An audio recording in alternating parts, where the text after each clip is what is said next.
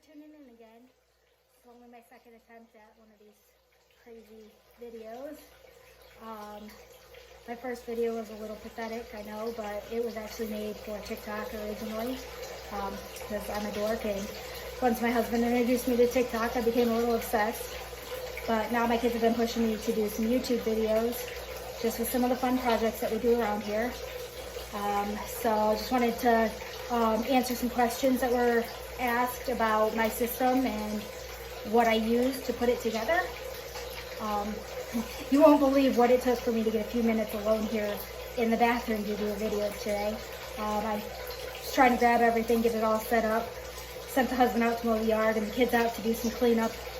We have a farm, so just came in from doing a lot of work, and it's Michigan, and it's like this huge heat wave right now, so I'm like a sweaty hot mess again. But anyways, got a couple minutes quiet, and I thought I'd just talk about some things. For starters, this is my first project ever. I did do some aquaponics back in high school, but it's been a lot of years since I was in high school. But I started watching a lot of videos and actually looking at a lot of Pinterest pins, because that's how I learn a lot of things. And I decided to go ahead and attempt to build my own system. This aquaponics system is just really small and just a trial, just a way to experiment a little bit before I go big scale. I am in the process of planning a greenhouse I'm going to build, and so eventually the aquaponics will all go out there. But here's just a little bit of what I've been playing around with in my bathroom. Okay, see if I can turn my phone around. Sorry, I need to get a better camera. So these are my grow beds, and they are just these like utility totes that I found at Walmart for really cheap, and they were the right depth, right size. I got 2 of them.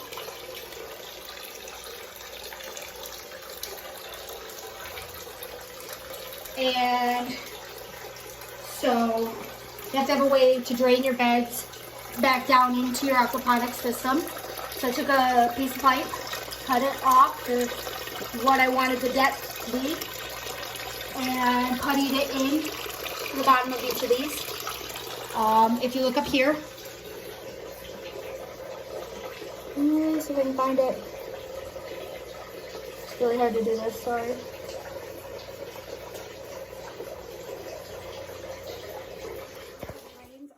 In my beds, I cut the pipe so that way the water would stay at a consistent level. These are constant flood system, so there is always water in my beds. I just put the pipe so it was just a little bit below the top of my bed.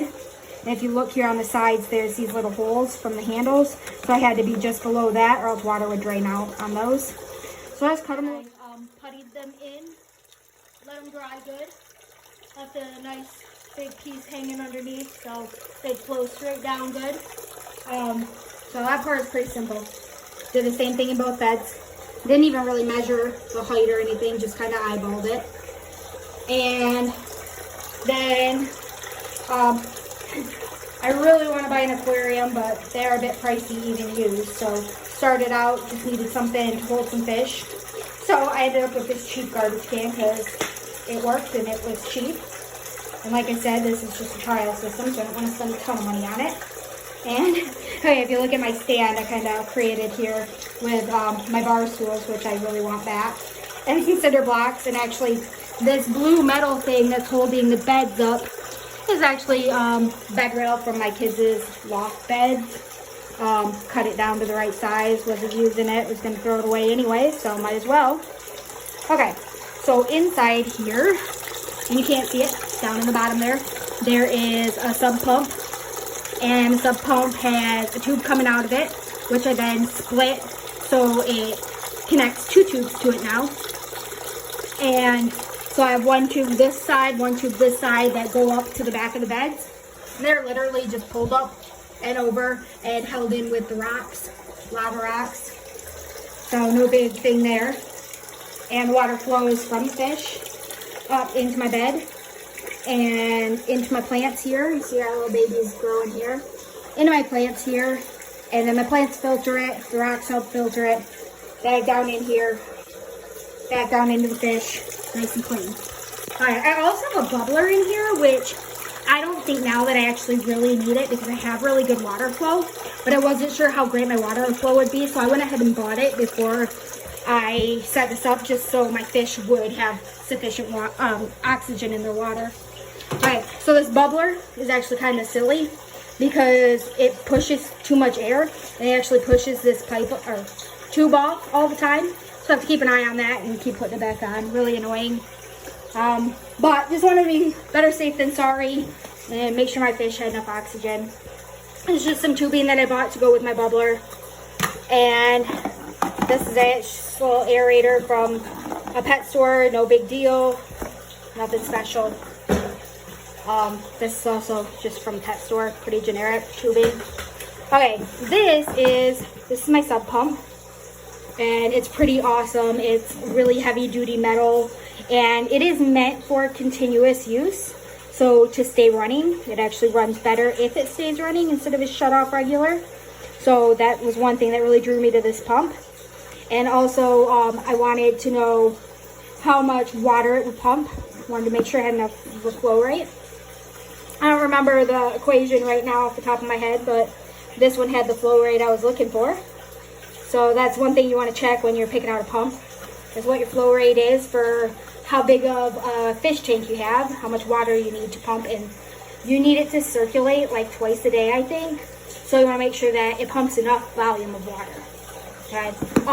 The coolest thing about this is, so I have a friend that works at this amazing company. It's actually called Hog Slat, and they sell all kinds of equipment for hog barns, like commercial hog barns and poultry barns and stuff.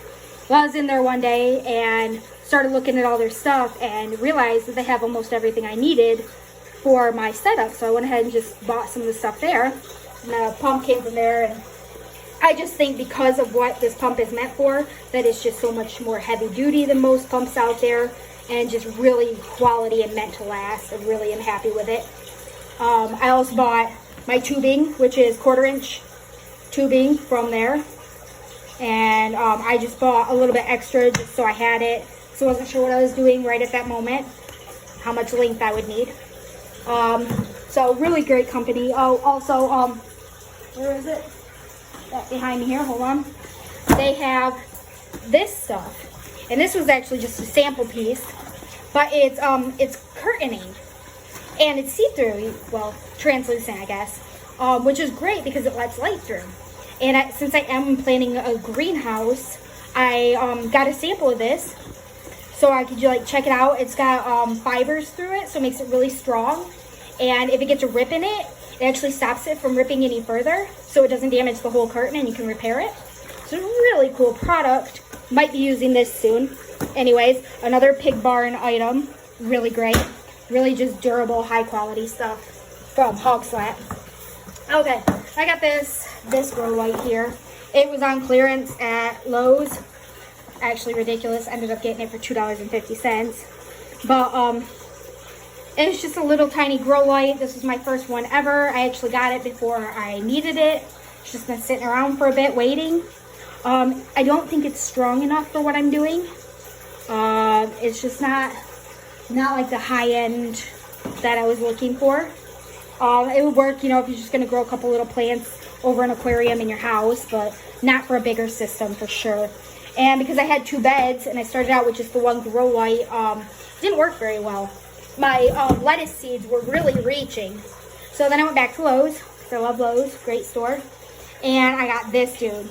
Now this is a good grow light right here. More money, by far, but totally worth it. Okay, this grow light is this one up here. And it is fantastic. Look how much light comes off of this one. And it's got the different colors of light, good for the plants, versus the light that comes off of this one. So there's not much light off of this one at all. It's still working with the second light over the second bed now instead of trying to share the light. But still, this one is just like much better light. Thank you, Lowe's. Really, really love it.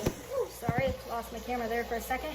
Okay, so I was asking, really? I really need a camera stand or something here. Really sitting it down a bucket in a box. It's not working very well. Oh, and there's some hose from my aquaponics in the way. Anyways, I was asked what kind of fish food I'm using. And right now, because my goldfish are really small, I went with the flakes. I am going to switch to a pellet soon. It's cheaper, more economical, and easier for them to get the amount of food that they need. But right now, because their mouths are so little, I did go with a flake food. Probably go with pretty much any goldfish food, I guess. Just talking about my Grow Medium, my lava rocks, bought at Lowe's again. The only thing with the lava rocks is you have to wash them really, really, really good. They're really dusty, and if you don't rinse them out like over and over and over again, you end up with a lot of that dust in your system. Which, I can't imagine would be good for your fish. I don't think they really want to be breathing that. So yes, just wash your rocks really good. There. Nice clean rocks. Some of the weird things that I'm trying right now, like I said in my previous video, I'm using a sponge to grow my little seeds in because they were just like kind of falling down into the rocks and getting lost in the water. So I bought these sponges on clearance at Tractor Supply for a couple bucks, and I've just been cutting them apart, like going around and cutting strips off and flattening them out. It's been working okay. Yeah, I might do something different in the future, but it was just kind of a experiment, I guess. I've tried a bunch of different seeds. So I do have a salad mix of lettuce growing up there. It's growing really great. I just recently planted some hot pepper seeds, and they're all sprouting really good right now. My sponges in the newer bed on the left side, and on the back sponge on that side also is some lavender, which is also sprouted now and doing great. So I'm really looking forward to those. And I also took some of my lettuce seeds and sprinkled them around on the lava rocks in that bed, because I did notice that the lettuce seeds that I planted on the sponges in the first bed, some of them got on the lava rocks and they were growing awesome just on the lava rocks. So I was like, hey, let's try this out. So I just sprinkled some around in the second bed just to see what happens with them. Like I said, this is all just a big experiment right now. So I just wanted to see what the different growing options are like, what grows better which way. So just playing around a lot right now. One of the things I've been doing is keeping a log on everything, which actually the log started out with a design plan for like my aquaponics system and what I wanted to do. I just draw things out when I get an idea in my head, and any ideas I have, I write notes, set everything out. So it's a good way to kind of get your thoughts together before you start your system. And then let's see, get to the right page, past all my notes here, sorry about that. Then when I started my system, I started keeping a log every day of what's going on, what I'm doing, when I'm planting my seeds. I did have a few fish die in the beginning, which they're feeder goldfish, and I kind of expected some to die. It does happen. So I did keep track of that, and just what's going on with the tank, what's going on with the seeds, just so I kind of have a journal of this journey, because like I said, it is a bit of an experiment, and I just really want to be able to look back at it and see what I did right and what I did wrong, what I might want to change. I also bought the binder, and I'm keeping like all my receipts and stuff in it, but also I'm keeping all my paperwork for my pumps and everything that I'm purchasing for my system. So like my grow lights, any of that, if something breaks, I have it right here. I can troubleshoot it. I have the receipts for everything in here. So it's just nice to have it all in one place. And also, you know, you see that way what you're spending, and you can just look back at it, think about what you'd do different, what you'd like to purchase again, where you can make some savings, so on and so forth. So yeah, I guess that's about it for today. That's my system in my bathroom, growing some plants, experimenting a little bit, and sweating my butt off in this awful heat wave here in Michigan with a farm where you're gonna be outside all day. Not fun. Anyways, thank you so much for tuning in. Please subscribe, like my video, shoot me some comments, some questions. I'd love to hear from you. Thanks so much.